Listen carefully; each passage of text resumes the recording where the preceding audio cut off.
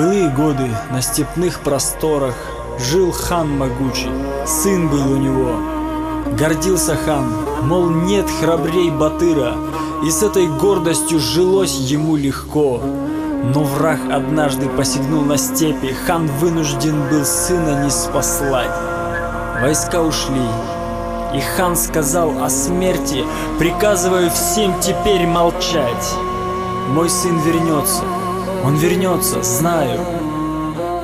Но если скажут, что ему конец, такому смельчаку рукой своею я в рот волью расплавленный свинец. И вот пришло известие народу: от тяжких ран в бою погиб юнец.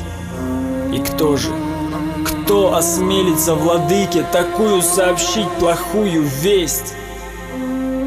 Но он нашелся, старый, мудрый воин, схватил домбру и, голову склонив, поближе подошел к золотому трону и молвил: я хочу сыграть мотив. И начал он, и струны зазвенели, в сердцах щемились боль, любовь, тоска. И понял хан, о чем домбра запела, и покатилась по щеке слеза. Старик сыграл, в груди душа сжималась. Ответил хан: я понял.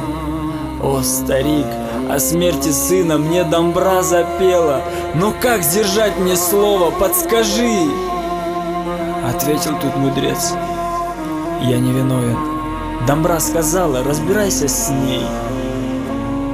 И дал домбру, а хан залил без слова на торс ее расплавленный свинец.